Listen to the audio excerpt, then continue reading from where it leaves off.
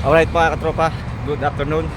GB Flying Vlog for today's video mga katropa. After Hoka midnight run Asia, tayo po ay magpa-practice ulit. Nag-practice ulit tayo mga katropa, no? Dito sa C5.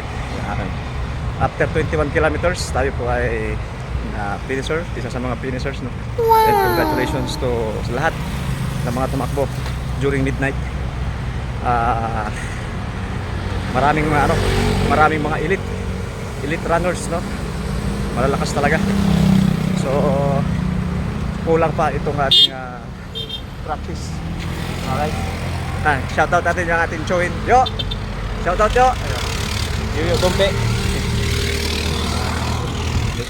Ingat yo, ingat. Alright, so yun, balik tayo. Recovery rin to mga katropa. Naka 10 kilometers tayo ngayong araw.